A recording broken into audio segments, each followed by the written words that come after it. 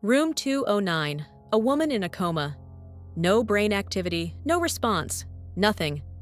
My only job? Watch her during night shifts. Simple, right? Until one night, I saw her eyes move. Just once, then twice, then 3 times. She was blinking in a pattern. I started writing it down. Turns out, she was speaking in Morse Code.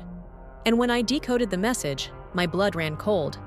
It said, "You're the one who's not supposed to be here." That's when everything changed. I work the night shift at a private hospital in a small town. My assignment is Room 209, a coma patient named Evelyn Hallbrook. She's been in a vegetative state for 7 years. No movement, no brain activity, completely unresponsive. Honestly, it's the easiest shift anyone can get.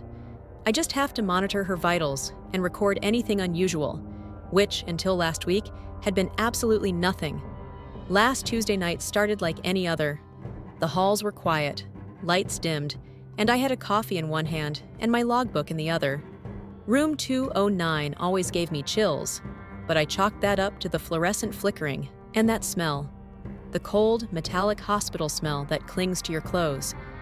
I was halfway through a podcast when I glanced at the monitor, and that's when I saw it. Evelyn's eyelids fluttered. At first, I thought it was a glitch on the screen. But then, it happened again. A clear, deliberate blink, then another, then 2 short blinks, then 1 long. I froze. My eyes darted between her face and the screen.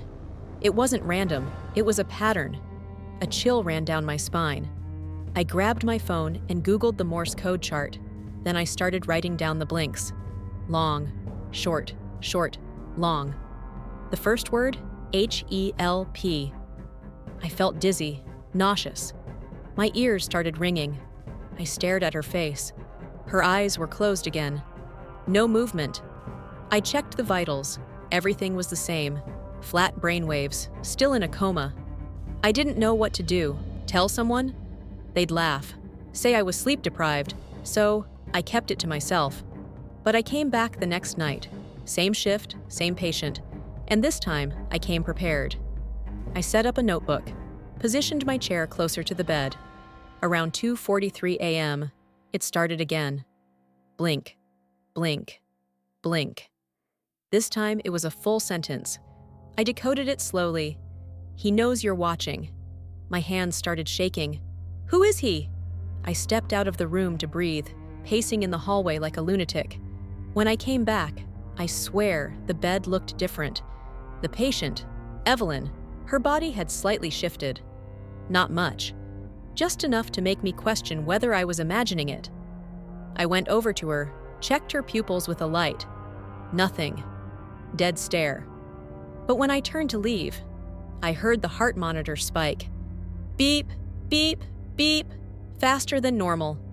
I turned around and her eyes were wide open, bloodshot, focused, looking straight at me. Then she blinked, over and over, desperate, like she was screaming silently through her eyelids. I wrote it all down. It's not a coma. He put me here. Room 212. Room 212? That room was supposed to be sealed. A broken wing of the hospital. No patients. Just old files and rusted equipment. I couldn't help it. I had to check. I left the room, made my way to the old corridor. The air felt heavier here, colder.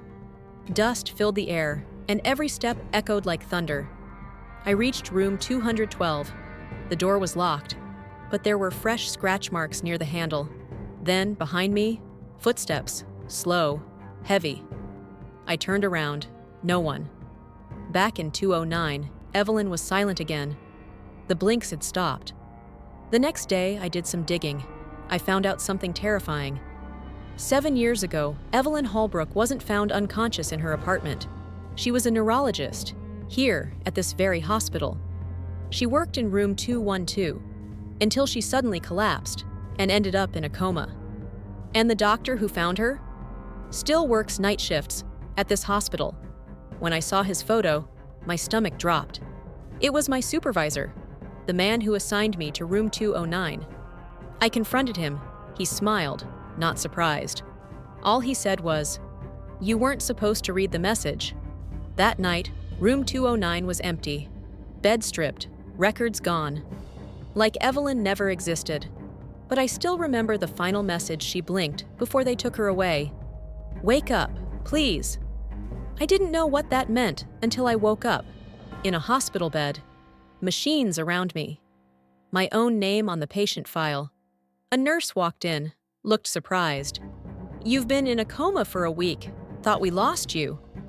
I blinked. Twice, then once, then twice again, and I saw it in her eyes. She was starting to understand the code. Now, I just have to hope she finishes it, before he finds her too.